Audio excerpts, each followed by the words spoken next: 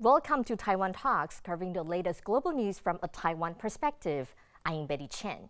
Immediately following the summit between the United States, Japan, and South Korea at Camp David, annual U.S. South Korea military exercise Ulchi Freedom Shield commenced on August 21st.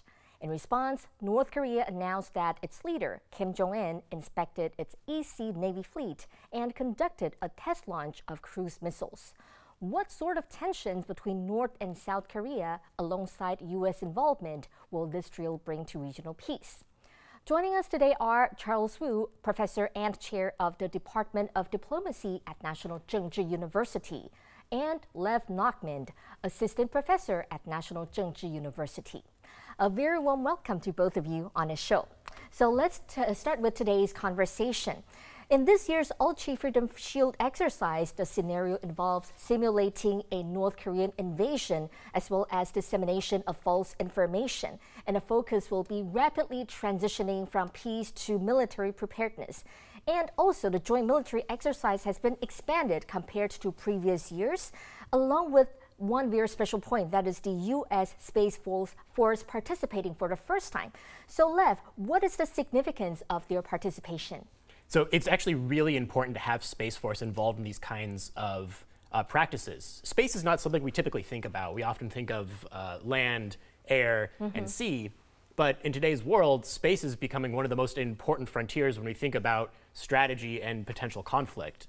Space is where our satellites are. It's where our communications lie. And every country around the world is trying to think about strategically how should we be orienting our strategy vis-a-vis space. And space, those in charge of space need to be coordinating with the military, the Navy, the Air Force, just as much as they would any other body that's involved in these drills. So it's actually, it's good that Space Force is involved, and it's going to become increasingly normal, not just for the United States, but for every other country that has a space program.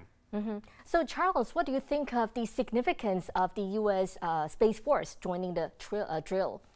When we study warfare, traditional warfare, using this kind of national capabilities, also traditional armies, is a very important topic. However, like we study right now, AI or this high-tech warfare, now it will be another type of, new types of warfare between countries. Especially when Kim Jong-un, he never gave up his, ambitions and also his weapons on the long-range missiles.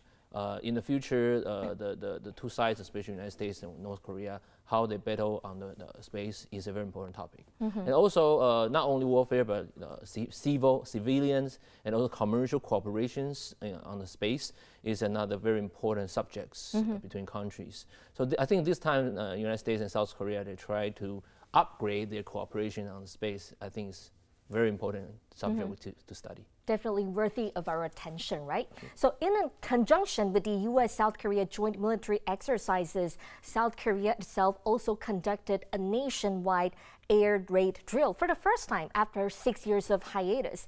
So what is the renewal of this type of exercise after 6 years of hiatus reflect South Korea's assessment of the changes in the region? I want to say the Korean Peninsula always, jump between the conversations and kind of balance of power.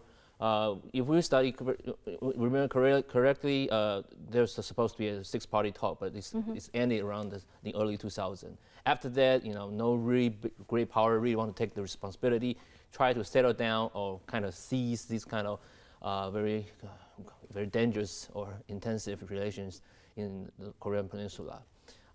Especially during Kim Jong-un, he maintained his kind of aggressions, developing the long-range missiles, and he also tested several times the long-range missiles, which will, create a very kind of instabilities in these peninsulas. This time, I think the Korean president, Yoon Suk-yeol, he is very pro-United States, and he has very hawkish policy against North Korea. So he's, kick off the military drills after 6 years, which I think is kind of deterrence. Try to bring again the deterrence effects to North Korea and Kim Jong-un and say, hey, South Korean people, we are not afraid of you. If you dare to move one step forward, we will fight back. And also, the United States and South Korea now they want to stabilize, strengthen their cooperations under the democratic alliances.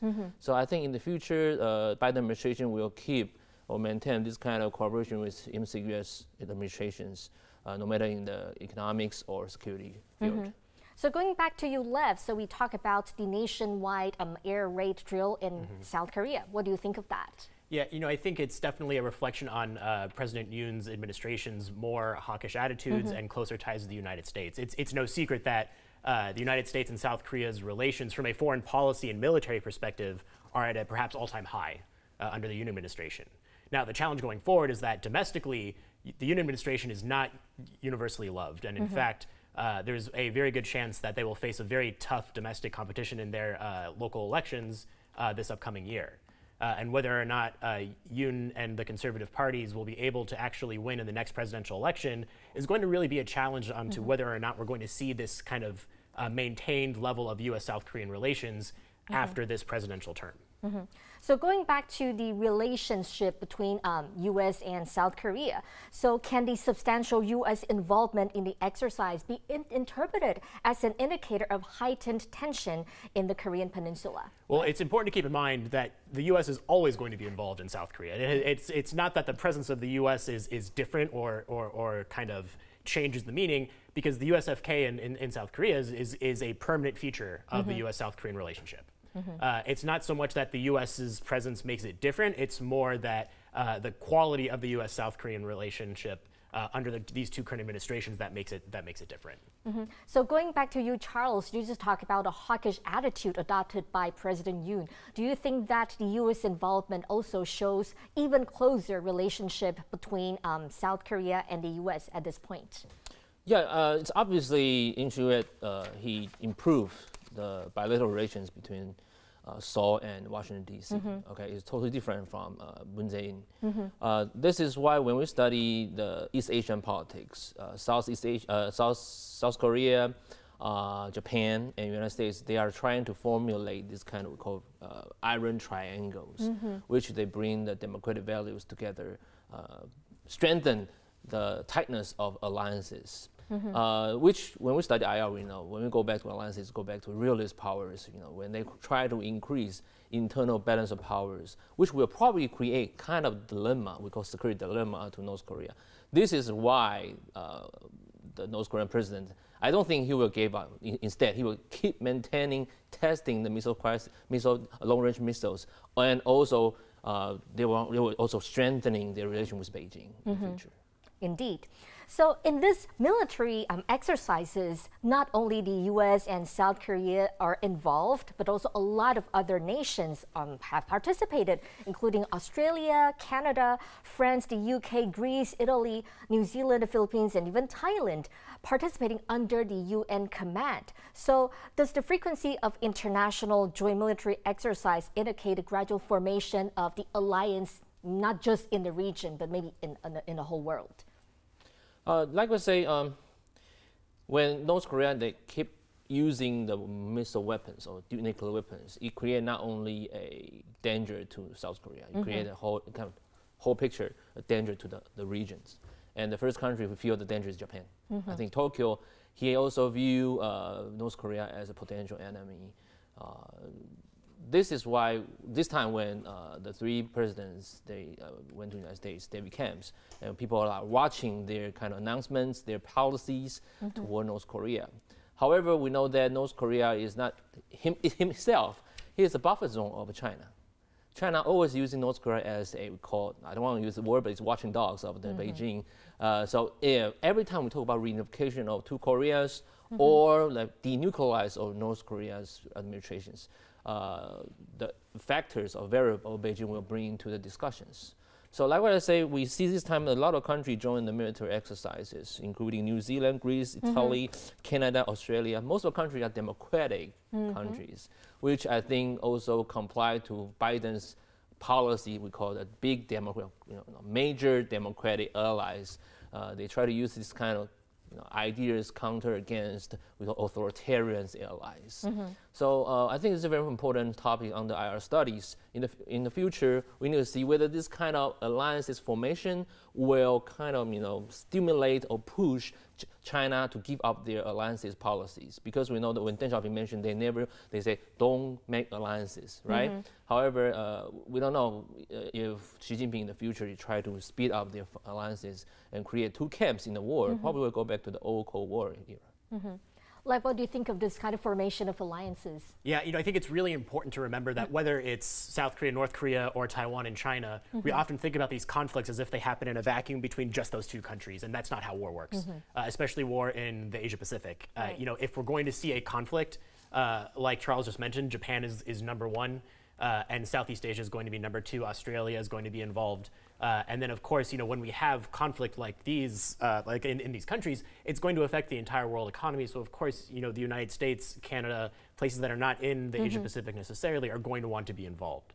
And that might make it sound, a bit more grandeur than it needs to be. It's not like it's going to be a world war to a scale, but it's just a good reminder to keep in mind that whenever there is some sort of military conflict, it's never just localized. It's going to be a much bigger impact. Definitely more countries, more people will be affected by that, right? So moving on, we understand that North Korea has historically viewed this kind of joint military exercise as provocation.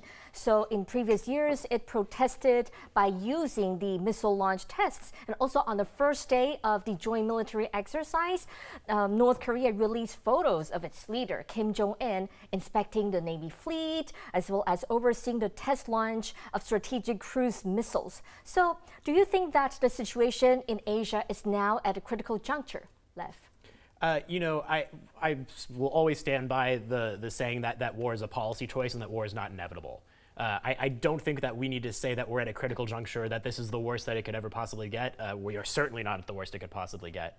I think this is a regular feature of the way that the North Korean regime operates. It's both to send a message to its own domestic audience that it still sees itself as in a position of strong power, and to send a message to the international audience that it sees itself as in a position where it does not have to necessarily bargain, or that it sees itself as having agency to be able to make these kinds of grand military gestures on its own accord.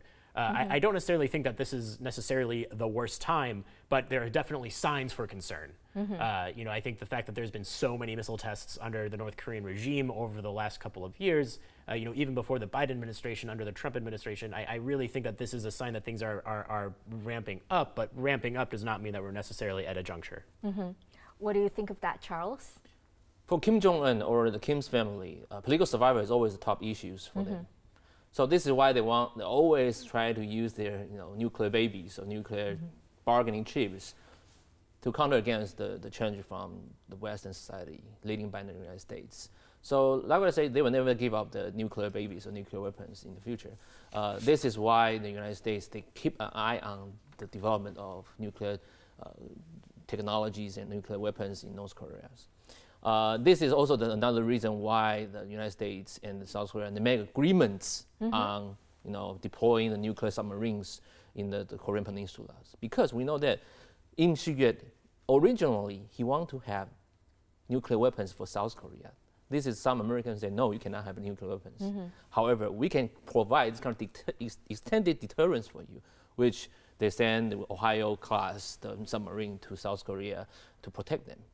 Like what I say, this is a security dilemma scenarios because each of them will try to keep up, increasing the military powers in the future. They better to have some other kind of we call diplomatic channels or liberal ways to lower down these tensions in the future. Try to prevent any kind of trigger of war.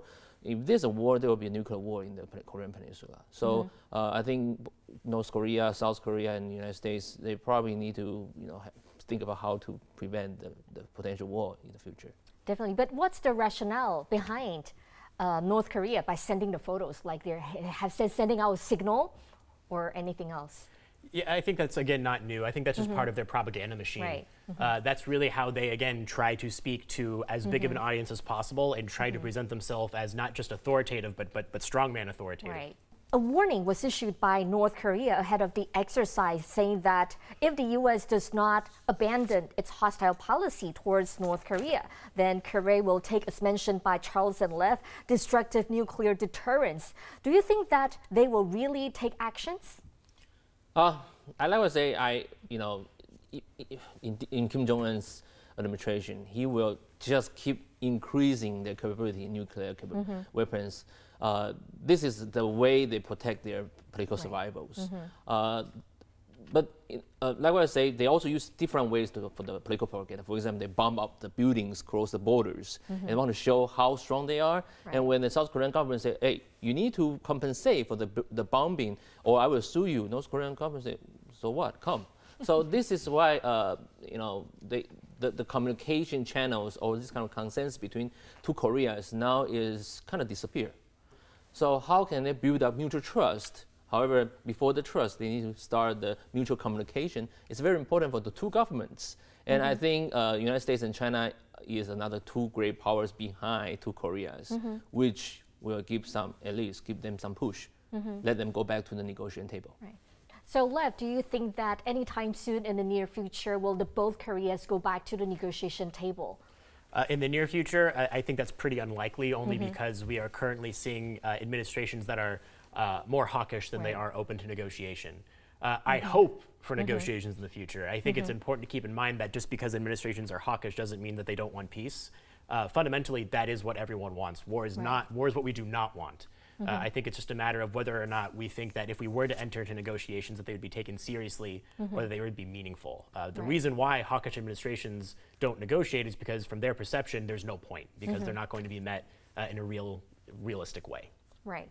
So moving on, prior to the military exercise, South Korean President Yoon Suk-yeol met with Biden and Kishida at the U.S.-Japan-South Korea summit, so bridging the historical conflict between South Korea and Japan, and they are willing to engage in friendly dialogue. So do you think that what is the key to South Korean President Yoon's renewed willingness to cooperate with the U.S. and Japan?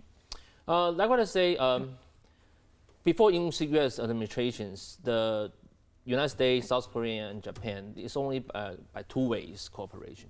United States and Japan, United States and South Korea. I think this is the first time the three parties, they really sit down, seriously consider how to cooperate on security issues, economic issues, deterrence issues, and also nuclear issues in the East Asia regions. So like what I say, if we use the social network analysis, United States will be the hub. And this is a democratic hub, which connect Japan and South Korea, bring them together under the hub and spoke framework.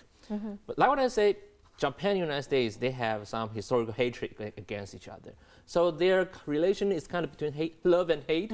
But when Biden administration started, he mentioned about how to build up the democratic camps, democratic alliances.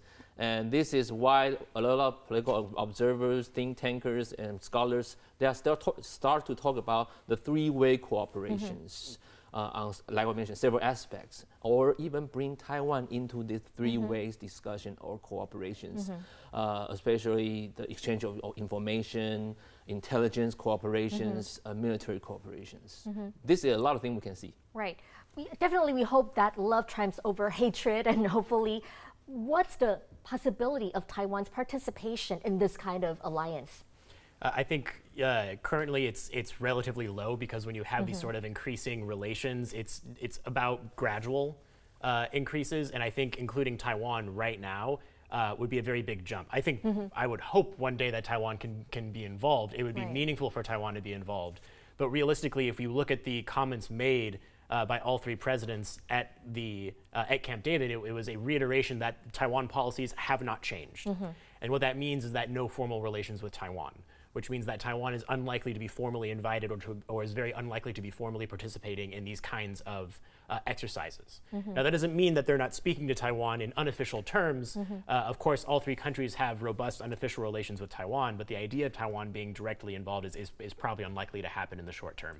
So going back to the triangular relationship among the U.S., South Korea, and also Japan, do you think that the three countries joining forces together, will they be able to counter the threat from North Korea?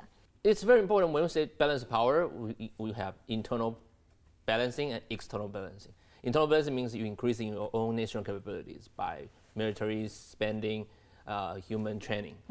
External balancing power is make alliances.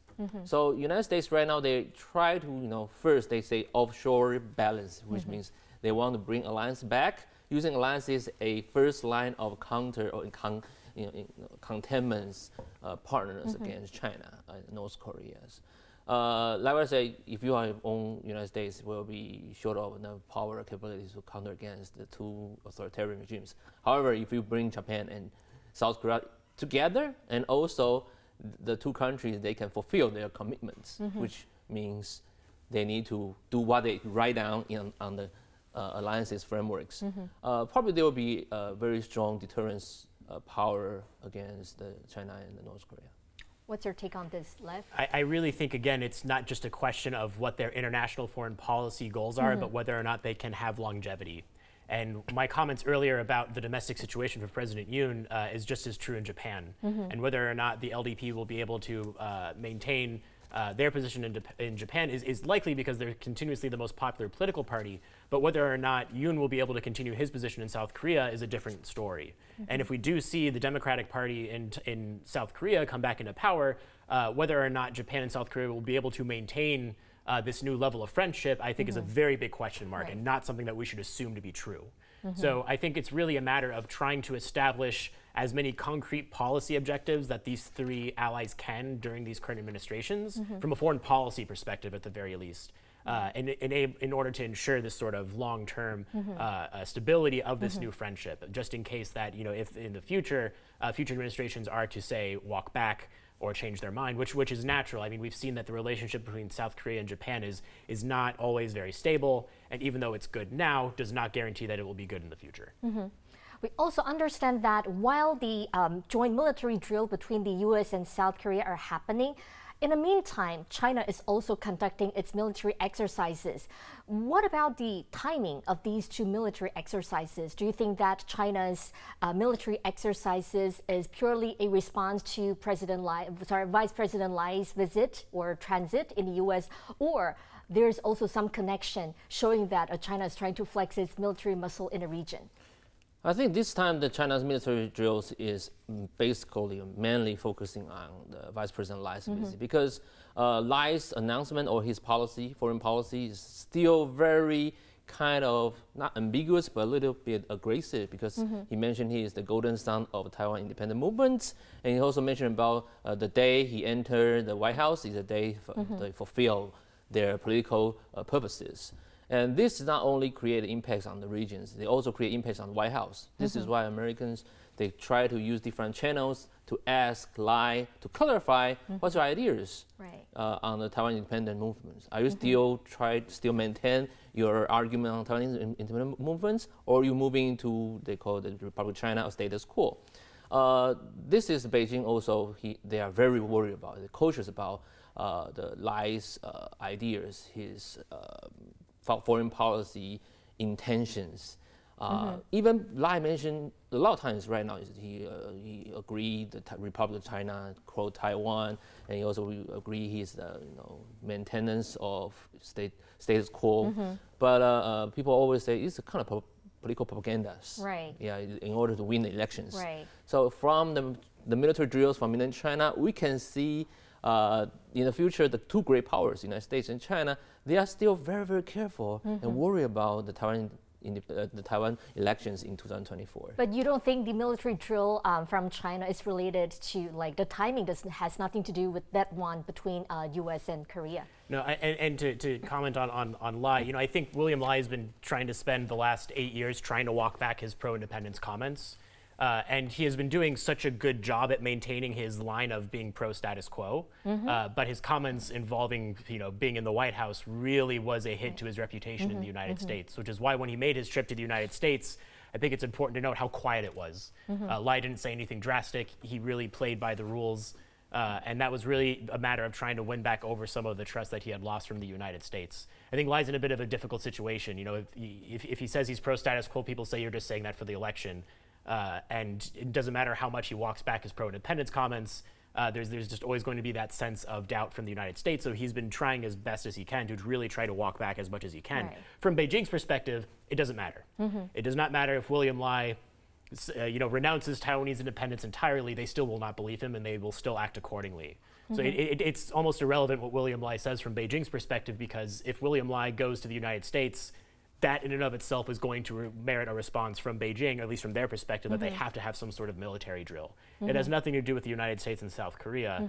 I think that assumes that there's that level of coordination between Beijing and North Korea on these types of drills, and I don't think that's inherently true.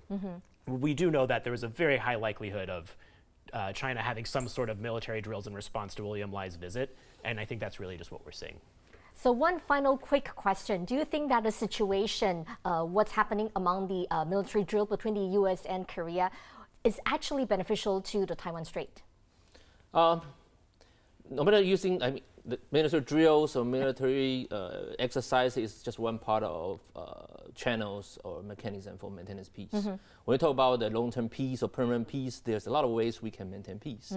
Communications, economic interdependence, regimes, negotiations, international organizations. There's a lot of ways to do. But however, countries, the easiest way for them to secure their security is try to using military powers. This is the way they try to provide or give some deterrent effects. However, like I say, how to maintain the peace and security in the Korea Strait is not only North Korea, South Korea, or the United States play. The main pair of actors are still Taipei and Beijing.